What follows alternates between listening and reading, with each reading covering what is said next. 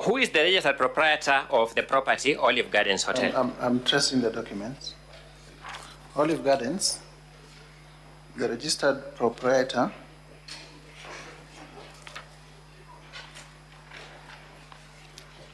is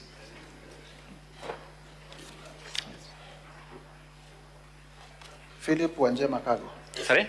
Philip Wanjema Kago. Is it?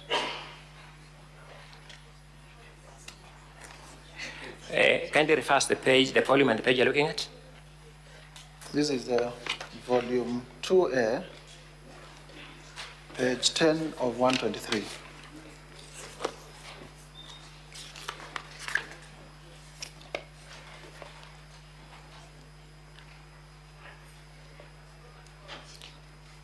So who is that?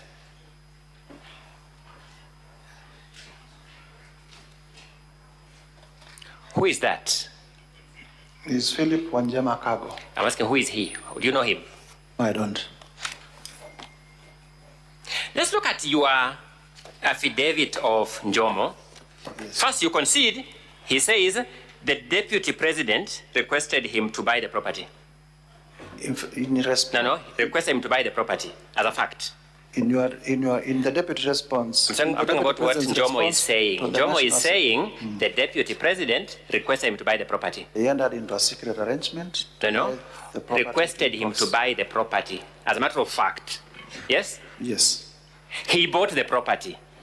Yes? Yes. On certain terms of a secret arrangement, according to him. That the arrangement was that? That the deputy president would buy the hotel. Would buy the hotel from him. By refunding the money. No, would buy the hotel from him by refunding the money. Yes. Has he in fact bought it?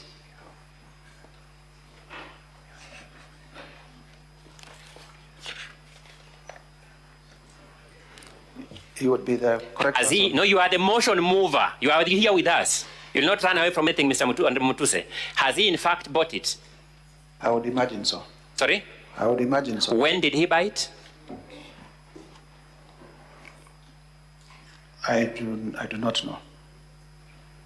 Oh, you want these senators to impeach this deputy president on your imagination? I have said, and there is nothing wrong with not knowing. I do not know. Does Mr. Peterson Njomo Mushira say that, in fact, the DP has bought this hotel? Does he say so, that, in fact, the DP has bought this hotel?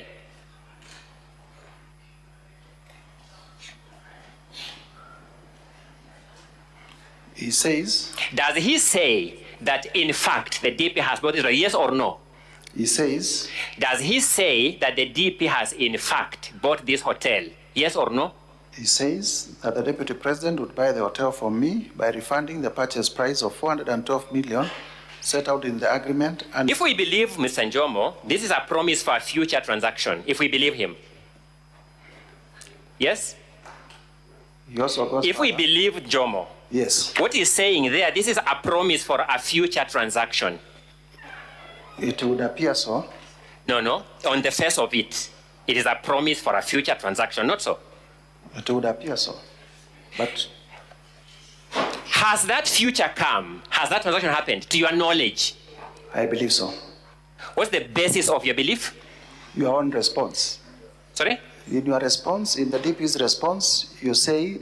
Has the DP said he has bought that property? It was bought by TM Engineering. Is that not a fact? Is that what Njomo is telling us? Yes.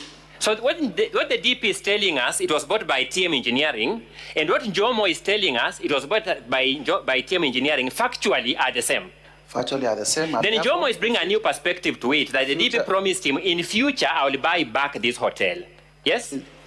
And that's why he's saying... Jeme is saying, yes. The DP then, when I bought this hotel, yes. The DP then told me I intend to buy it back in future. Yes. By the way, is there any unlawfulness in a future intent to acquire property? It points to a scheme. A scheme to?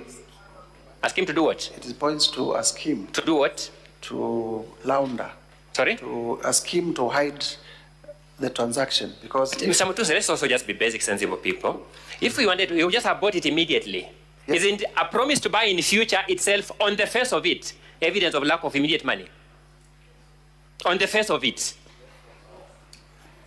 Well, that's a matter of interpretation. That's what I'm telling you now, Anders. You know you're a lawyer like me, and we are good at interpretation. In fact, we are trained in interpretation. So I'm asking you the question.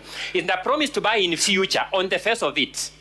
Jomo says they have a secret, because we do not want to assume what Jomo is saying. Jomo is saying in his affidavit, there was a secret arrangement that I cover for the deputy president.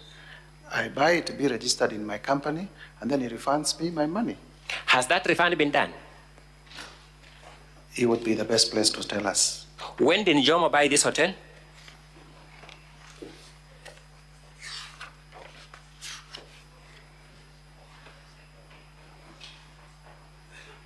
It's around March 2023 from the affidavit. Not true? On around 31st March. More than 1.5 years ago. Yes. To date, your thorough investigation to support a motion to remove the DP from office has not revealed evidence that the DP has in fact bought the hotel. You want us to imagine he has bought it, yes? My allegation is that he bought through proxy, and the proxy says, indeed, I have a secret arrangement with the deputy president to buy the hotel on his behalf as a proxy. And I did not allege that it has been transferred to the deputy president. I said it's an intricate web of economic crimes, white-collar crimes, that are secret. This promise to buy a hotel in future is white-collar crime? Indeed, economic crimes are white-collar crimes. I'm asking, this promise to buy a hotel in future is a white-collar crime? It is part of the scheme to hide the real owners of the property. So let me wind up this argument because my time is running out. You have made hue and cry of the DP's wealth portfolio. At least you know that, isn't it? Indeed. You have also told us that even if we gave him the best possible assumption, he would be having 24 million shillings in his account because that's his salary, yes? The known sources of income. Are you suggesting that the DP became DP impecunious as a pauper? Not at all, but I also... What was his wealth portfolio by the time he became DP?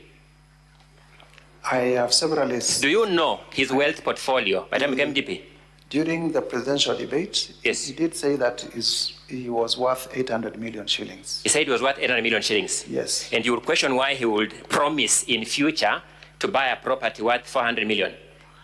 And I question why... Do you know the formula he wanted to use to buy the property, whether to liquidate his wealth to acquire it?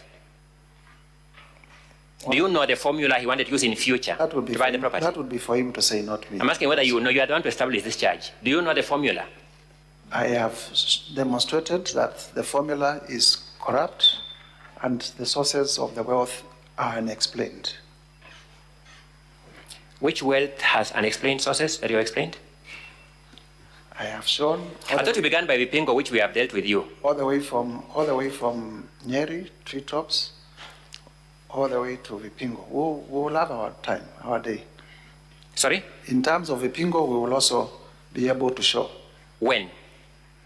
We still have time for submissions.